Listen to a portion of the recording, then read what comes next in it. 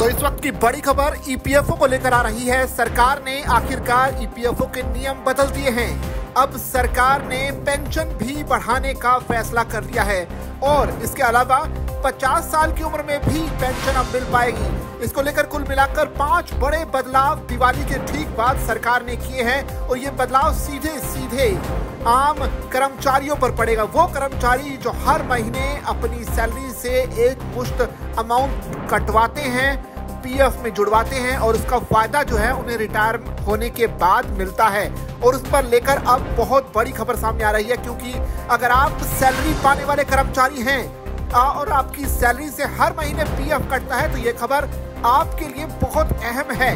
कर्मचारी भविष्य निधि संगठन यानी ईपीएफओ ने एम्प्लॉय पेंशन स्कीम में 5 बड़े बदलाव किए हैं जो कि आपकी भविष्य की पेंशन पर सीधा सीधा असर डालने वाले हैं। सबसे पहला बड़ा बदलाव, अब पेंशन औसत वेतन पर आधारित होगी। पहले पेंशन की जो गणना होती थी कर्मचारी के आखिरी वेतन के हिसाब से की जाती थी, लेकिन अब इसमें बदलाव किया गया है। अब पिछले 60 महीनों यानी करीब 5 साल के औसत वेतन के आधार पर यह तय किया जाएगा कि आपको पेंशन कितनी मिलेगी। इससे उन कर्मचारियों को फायदा होगा जिनका वेतन धीरे धीरे बढ़ा है। ये जो नियम है 1 सितंबर 2014 से लागू है, लेकिन अब ईपीएफओ ने इस प्रोसेस को आसान कर दिया है ताकि हर कर्मचारी को एक सही अमाउंट में पेंशन मिल सके। इसके अलावा जो दूसरा बड़ा बदलाव किया गया है पेंशन के नियमों में, वो है अधिकतम लिमिट।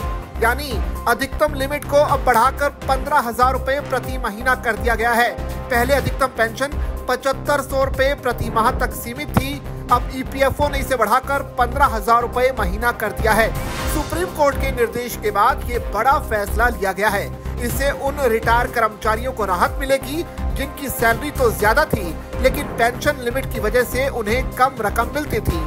लेकिन अब सरकार ने यह तय किया है कि 7500 की जगह हर महीना 15,000 रुपए पेंशन मिलेगी। तीसरा जो बड़ा बदलाव किया गया है वो है अब 50 साल की उम्र में पेंशन मिल पाएगी।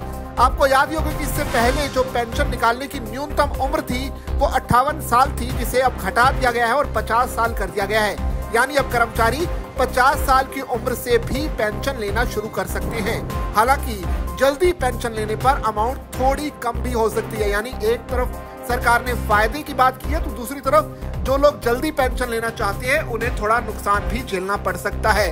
चौथा बड़ा बदलाव जो किया गया है वो है ऑनलाइन पेंशन क्लेम अब से बढ़ेगा, क्योंकि ईपीएफओ ने अपने आप को डिजिटलाइज किया है, डिजिटल प्लेटफॉर्म को और भी मजबूत किया है। अब पेंशन क्लेम से जुड़े सभी प्रोसेस जैसे फॉर्म भरना, दस्तावेज अपलोड करना और अप्रूवल ईपीएफओ की वेबसाइट या मोबाइल ऐप से पूरी की जा सकती है। पहले पेंशन क्लेम आने में महीनों लगते थे, अब ये प्रक्रिया कुछ हफ्तों में पूरी हो सकती है।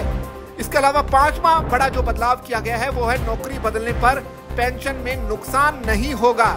जी हाँ, ईपीएफओ ने पेंशन पोर्टेबिलिटी को आसान बना दिया है। अगर कोई कर्मचारी नौकरी बदलता है तो उसकी पिछली सर्विस अपने आप नई नौकरी के रिकॉर्ड से जुड़ जाएगी। इससे पहले आपको अलग अलग बार पेंशन का नया ईपीएफओ का नया फॉर्म भरना पड़ता था और उसके बाद अलग अलग तरीके से कंपनियों के हिसाब से वो जो अमाउंट थी ईपीएफओ की वो होती थी और उसके बाद ऑनलाइन उसे एक ही अकाउंट में ट्रांसफर करना होता था। लेकिन अब ये नियम बदल दिए गए हैं, क्योंकि अब अगर आप नौकरी बदलते हैं तो ऑटोमेटिकली आपका यूएएन नंबर एक ही होगा, जिसकी वजह से जो पेंशन है, जो ईपीएफओ का जो पैसा है वो अलग अलग अकाउंट की जगह एक ही अकाउंट में अपने आप ही ट्रांसफर हो जाएगा। तो इस तरह से ये 5 बड़े बदलाव दिवाली के बाद सरकार ने किए हैं।